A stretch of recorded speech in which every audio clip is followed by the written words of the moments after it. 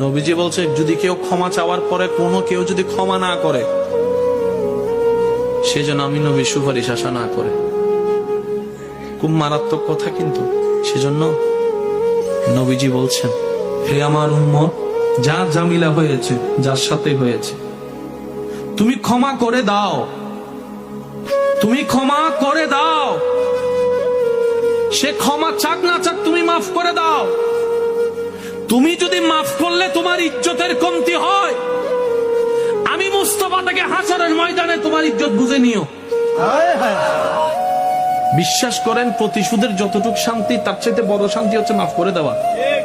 আমাকেও বলার দরকার নাই, কাউকে শোনানোর দরকার নাই।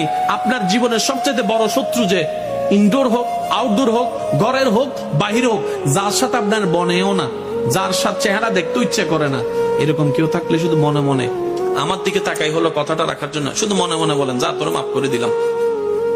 দেখবেন আপনার মনে এটা কেমন যেন একটা শান্তি লাগা শুরু করবে। বিশ্বাস করেন ভাই, রাগ, হিংসা, অহংকার এগুলো শয়তানের জিনিস। এগুলা নিয়ে কেউ শান্তিতে থাকতে পারে নাই। হারালেই জিতা যায় না, হারালেই। অনেকে আছে কই মামলা করছে, আমি কি হারবো নাকি? দরকার হলে 10 খানি যা জমি আছে এগুলো সব বিক্রি করে দিব, তারপরও জিতে লাগবে। আপনি 10 খানি জায়গায় শেষ করে আপনি জিতে গেলেন, এবার আপনার আছে কি? এবার আপনার ছেলে মেয়েরাই তো আপনার 14 গোষ্ঠী দোয়াই ফেলবে। বাস্তব যেটা সেটা বলেন না রে ভাইয়া। তো সেজন্য আল্লাহর ওয়াস্তে নবীর সুন্নত হচ্ছে জীবনের শান্তিতে থাকার সবচেয়ে গুড ওয়ে। আল্লাহ পাক আমাদের সবাইকে বুঝার তৌফিক দেন।